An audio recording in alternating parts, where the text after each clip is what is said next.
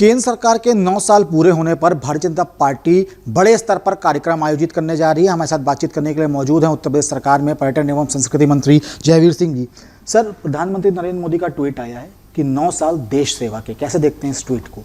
निश्चित रूप से देश सेवा, राष्ट्र सेवा, समाज के लिए समर्पित, राष्ट्र हित के लिए समर्पित और देश का मान सम्मान ग्लोबल रूप से बढ़ने की बात हो, देश के डेवलपमेंट की बात हो, लोक कल्याणकारी योजनाओं को उनके वास्तविक पात्र हकदारों को बिना भ्रष्टाचार और बेईमानी के उनके दरवाजे तक पहुंचाने की बात हो, या हर क्षेत्र में हम लोगों की उपलब्धियों की बात हो, 9 साल बेमिसाल हैं। इसका कोई तोड़ नहीं, अभूतपूर्व 9 साल। इसके लिए आदरणीय योगी जी को बहुत बहुत बधाइयाँ, भारत सरकार को बधाइयाँ। और हम समझते हैं कि आज यही एक कारण होगा, हमारी उपलब्धि ही ऐसा कारण होगा कि यदि 9 साल के अपने लाभार्थियों के दरवाजे के तक दस्तक हमारे कार्यकर्ता दे दिए तो कोई कारण नहीं कि प्रचंड बहुमत के साथ 2024 में आदरणीय योगी जी के नेतृत्व में पुनः एक बार देश में भारतीय जनता पार्टी की सरकार बन के कमल खिलने का काम होगा। एक सवाल सर, और एक महाजनसंपर्क अभियान की शुरुआत भी की जा रही है। अगर देखा जाए तो 2024 का चुनाव नज़दीक है, ऐसे में ये जो अभियान है वो 2024 को किस तरीके से आप देखते हैं? अभियान, चूँकि हमारे पास इतनी उपलब्धियाँ 9 साल की कि अगर गिनाया जाए तो लंबी मोटी किताब लिखी जाएगी, लिखी भी जा रही हैं।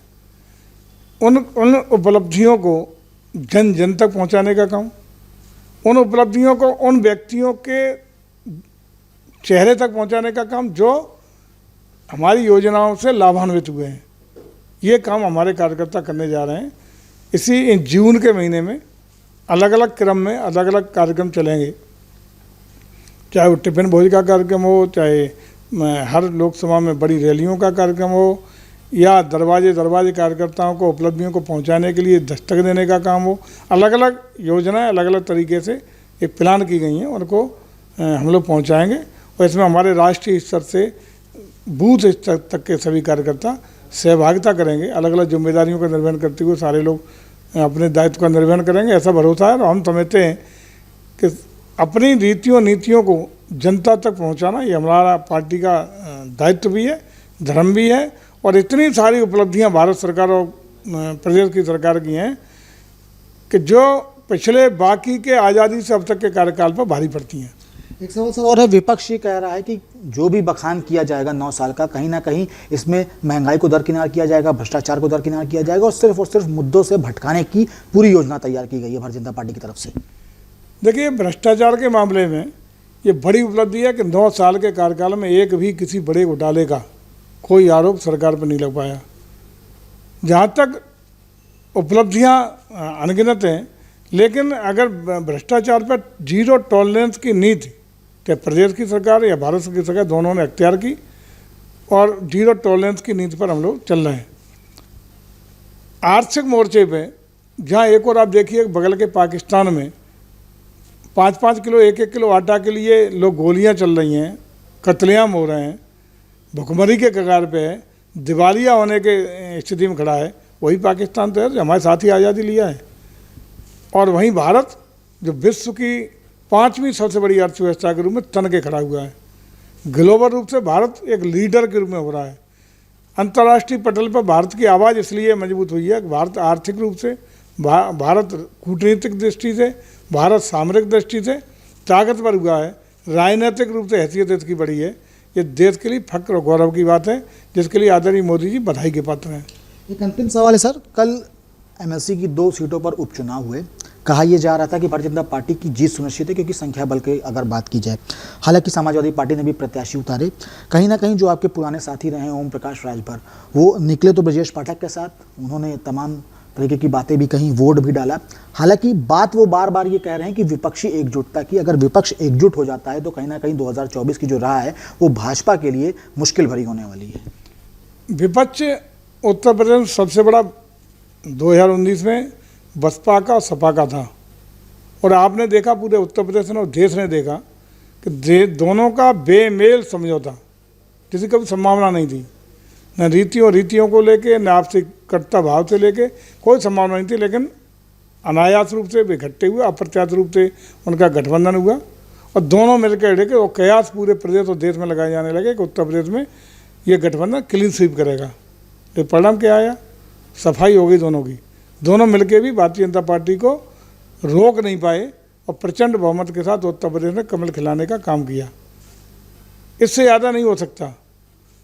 यही स्थितियाँ प्राय हर स्टेट में देश के क्षेत्रीय पार्टियों, क्षेत्रीय छत्रपों का आपसी टकराव है, आपसी अपने अपने उद्देश्य हैं, अलग अलग विभिन्न स्थितियाँ परिस्थितियाँ हैं।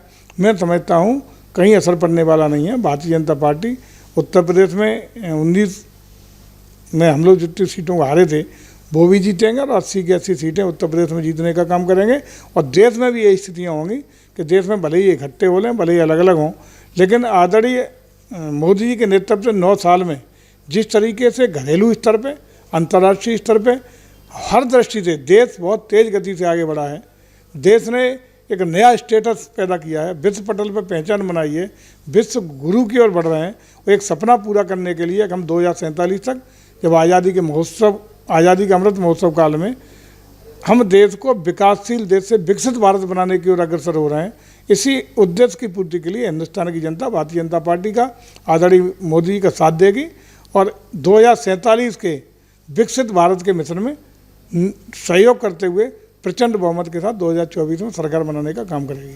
सर, ज़्यादा समय ना लेते हुए एक अंतिम सवाल है। कांग्रेस पार्टी आज पूरे देश भर में प्रेस कॉन्फ्रेंस कर रही है। 2-3 मुद्दे हैं, चाहे वो नई संसद भवन का उद्घाटन वाला मामला हो या पहलवानों वाला मामला हो। कहीं ना कहीं 2024 के लिए कांग्रेस पार्टी भी अपने आप को तैयार कर रही है और ऐसे में भारतीय जनता पार्टी के ऊपर तंज भी कसने की बात कही जा रही है। क्या लगता है जो ये प्रेस कॉन्फ्रेंस होने वाली है या जो आरोप लगाने वाले हैं भारतीय जनता पार्टी के ऊपर, उसका क्या प्रभाव 2024 में पड़ने वाला है?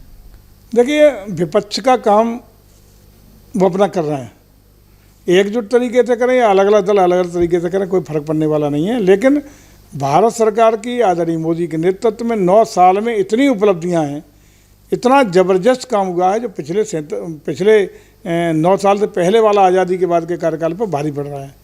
जनता कहीं भ्रमित होने वाली नहीं है। इन 9 साल की उपलब्धियों के आधार पर, देश के बढ़ते हुए कर के आधार पर, देश के बढ़ते हुए आर्थिक ताकत के आधार पर, देश की बढ़ती हुई हर तरीके से विकास, लोक कल्याणकारी योजनाएं और अन्य अन्य कार्यक्रमों के आधार पर पुनः एक बार 2024 में देश की जनता भारतीय जनता पार्टी को, आदरणीय मोदी जी को अपना सहयोग, समर्थन और आशीर्वाद दे करके सरकार बनाने का काम करेगी। बहुत बहुत शुक्रिया हमसे बात करने के लिए। जयवीर सिंह जी, इनका साफ तौर पर ये कहना है कि मोदी सरकार के जो 9 साल हैं वो बेमिसाल हैं और जो 9 साल की उपलब्धियां हैं, इन्हीं को लेकर जब जनता के बीच में भारतीय जनता पार्टी के तमाम कार्यकर्ता, पदाधिकारी, मंत्री पहुंचेंगे तो 2024 की राह सबसे आसान होगी और 2024 में उत्तर प्रदेश में 80 की 80 लोकसभा सीटें जीती जाएंगी और इसके साथ ही पूरे देश में एक बार फिर से कमल खिलाया जाएगा। वीडियो जर्नलिस्ट बाबूलाल के साथ Abhishek Pandey, daily insider, Lucknow. UP और देश दुनिया की तमाम ताजा तरीन खबरों के लिए गूगल प्ले स्टोर से आज ही डाउनलोड करें हमारा तेजी से उभरता न्यूज ऐप डेली इंसाइडर।